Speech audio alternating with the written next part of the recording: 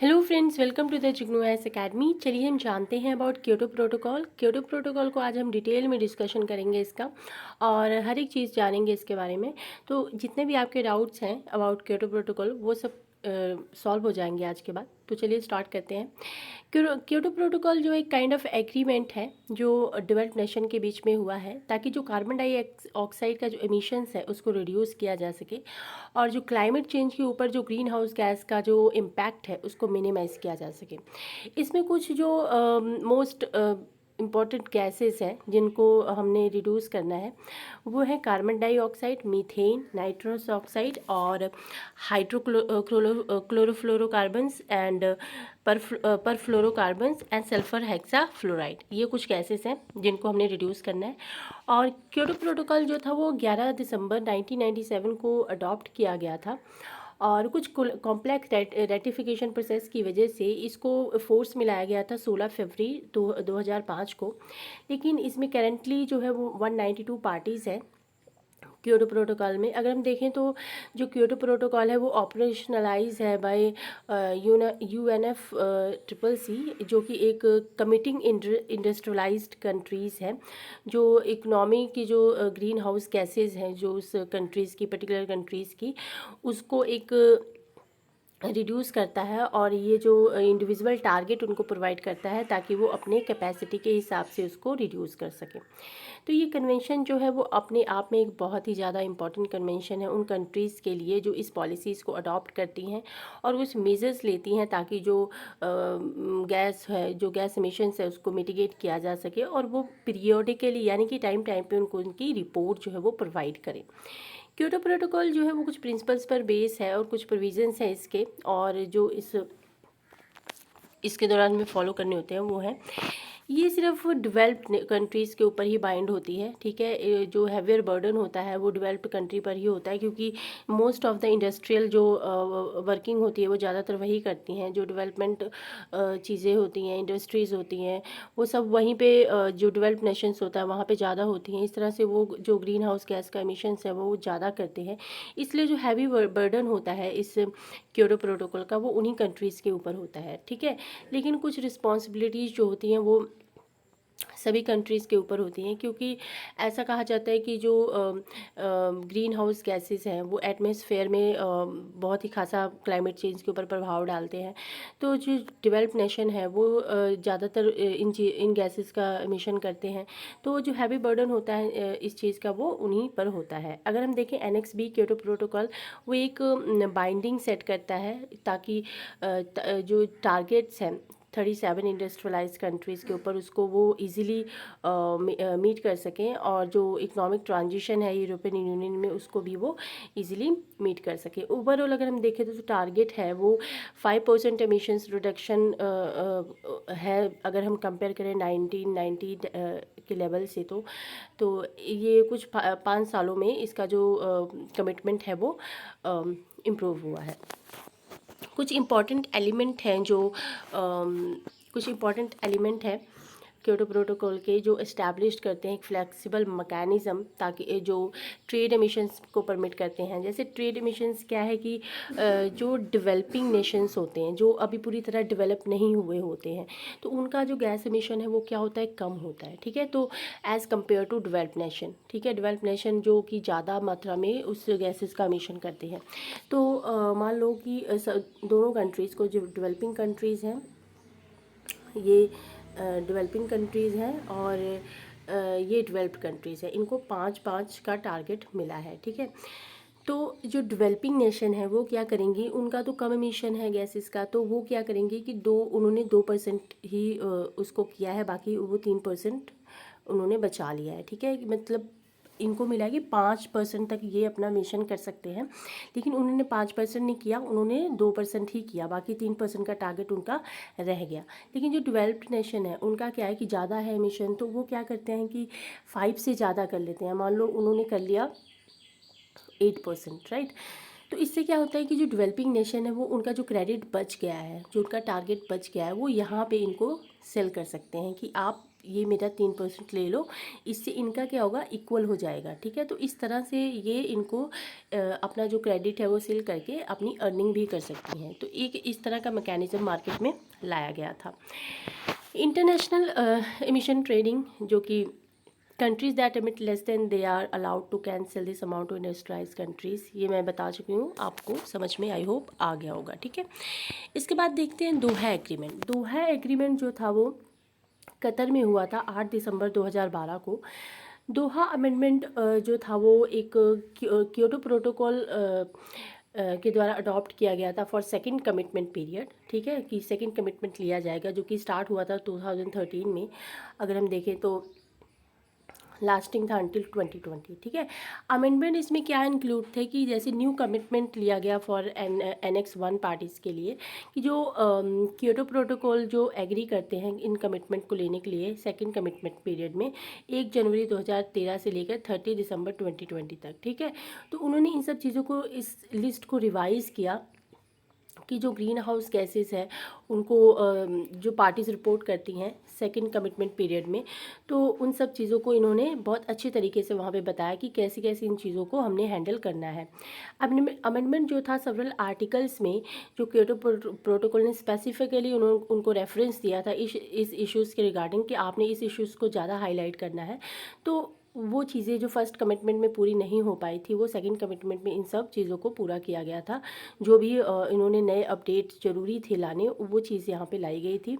और second commitment period के दौरान क्या हुआ था, पार्टी ने कमिट किया था कि जो ग्रीन हाउस गैसेस के एमिशंस हैं वो 18% बिलो होगा। अगर हम देखें 1990 के लेवल में, जो हमने 8 इयर्स लिया था फ्रॉम 2013 से लेकर टू 2020 तक, तो ये सब चीज़ें वहाँ पे दोबारा से रिवाइज़ की गई थी और इनको कमिटमेंट उन्होंने जारी किया था।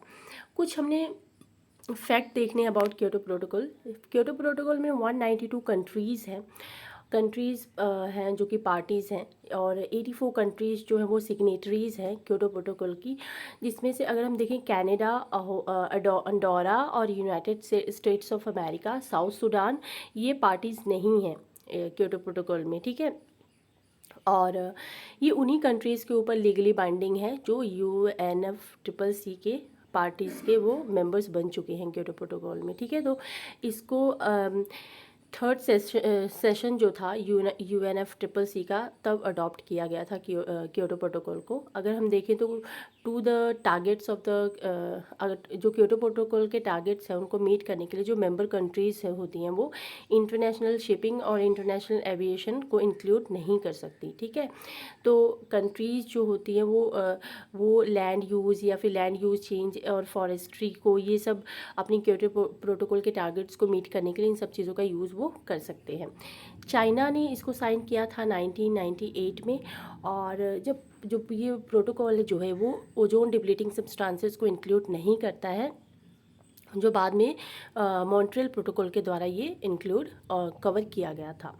अगर हम देखें तो पेरिस एग्रीमेंट और क्योटो प्रोटोकॉल में डिफरेंस क्या है, तो दोनों जो ट्रीटीज़ हैं वो UNFCCC के अंडर ली गई थी। इनका मेन ऑब्जेक्टिव यही था कि जो ग्रीन हाउस गैस की जो स्टेबिलिटी है उसको मिनिमाइज़ किया जा सके और एटमॉस्फेयर को प्रिवेंट किया जा सके, जो ह्यूमन इंटरफेरेंस है, डेंजरस चीज़ें हैं, ठीक है, जो क्लाइमेट चेंज को अफेक्ट करती हैं। क्योटो प्रोटोकॉल जो थी वो, जैसे क्योटो प्रोटोकॉल ज़रूरी होता है ओनली डेवलप्ड नेशन कंट्रीज़ को, ताकि वो मतलब रिड्यूस करे एमिशंस को, क्योंकि हैवी बर्डन जो डेवलप्ड कंट्रीज़ हैं उन पर ही होता है। लेकिन पेरिस एग्रीमेंट में क्या है कि इनको लगता है कि भाई सबका अपना कंट्रीब्यूशन होना चाहिए। ठीक है, क्लाइमेट चेंज जो होती है वो सबकी प्रॉब्लम है, तो इसलिए सभी कंट्रीज़ का जो होगा वो इक्वल पार्टिसिपेशन होगा इसमें। ठीक है, इस टारगेट को मीट करने के लिए। तो जो क्योटो प्रोटोकॉल है वो इन जो डेवलपिंग कंट्रीज़ है उसको कंपेल नहीं करती, लेकिन कुछ मेजर चीज़ें इंक्लूड करती है, जैसे कार्बन एमिटर्स चाइना और इंडिया, ताकि इन सब चीज़ों के प्रति ये एक्शन ले सके। और यूनाइटेड स्टेट्स ने इस एग्रीमेंट को साइन किया था 1998 में, लेकिन कभी इसको रेटिफाई नहीं किया। बाद में एज ए वो सिग्नेटरीज भी इसको विड्रॉ कर लिया था, उसने अपना सिग्नेचर भी विड्रॉ कर लिया था। ठीक है, अगर हम देखें तो जो पेरिस एग्रीमेंट है उसमें अभी 194 पार्टीज़ हैं। जैसे सभी पार्टीज़ को ज़रूरी है कि वो अपने एमिशंस को रिड्यूस करें। गवर्नमेंट ने कुछ टारगेट सेट किए हैं जिसको हम नेशनल डिटरमाइंड कंट्रीब्यूशन कहते हैं, और इनका जो गोल है वो टेम्परेचर राइजिंग, जो टेम्परेचर है वो 2 डिग्री सेल्सियस और 1.5 डिग्री सेल्सियस के बीच बीच में ही होना चाहिए। 2 डिग्री सेल्सियस से ज़्यादा नहीं होना चाहिए और 1.5 डिग्री से बिलो ही होना चाहिए। तो ये कुछ टारगेट उन्होंने सेट किए हैं।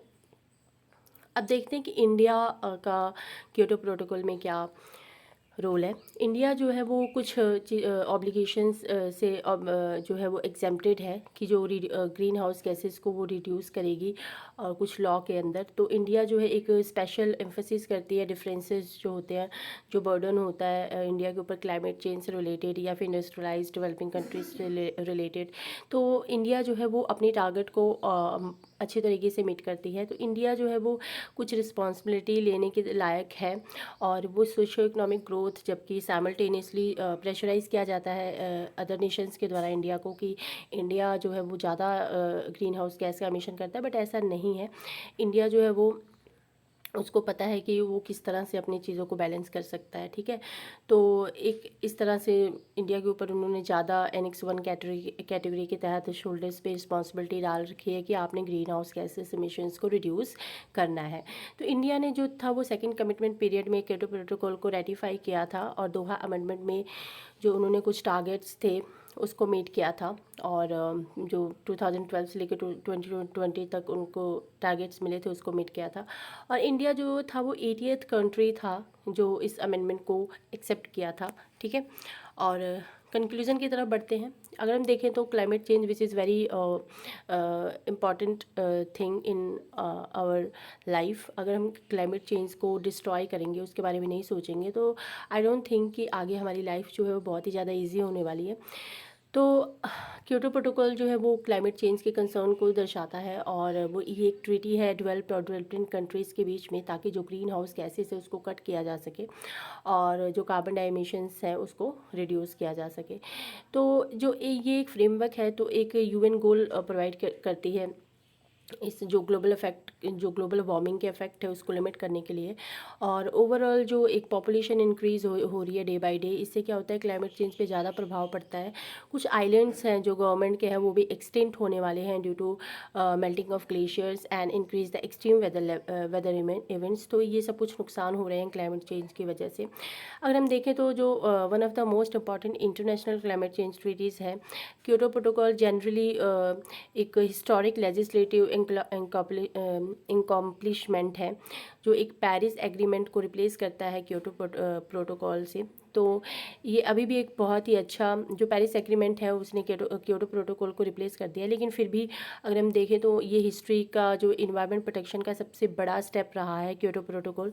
तो अगर हम देखें इस डायग्राम में तो सीडीएम प्रोजेक्ट अगर हम देखें इंडिया में सेक्टर वाइज कितना इन्होंने एमिशंस किया है। विंड एनर्जी में 33.62 और एग्रीकल्चर में 0.06%, बायोमास एनर्जी में 21.52%। तो ये कुछ परसेंटेज है, आप देख लेना, ठीक है। तो इस तरह से, और इधर हम देख लेते हैं कि एनर्जी, मैन्युफैक्चरिंग इंडस्ट्री सब कुछ मिला जुला के कितना एमिशंस इंडिया करता है। तो ये एक बहुत इंपॉर्टेंट चीज़ है देखने के लिए। तो आई होप आपको सब चीज़ें क्लियर हो चुकी होंगी और आपको अच्छे तरीके से समझ आया होगा। अगर आपको फिर भी किसी चीज़ में डाउट है तो आप कमेंट बॉक्स में बता सकते हैं। आई विल डेफिनेटली मैं उस चीज़ को रिजॉल्व करूँगी। आप चैनल को शेयर कीजिए, सब्सक्राइब कीजिए और लाइक कीजिए। Thank you so much, thanks for watching.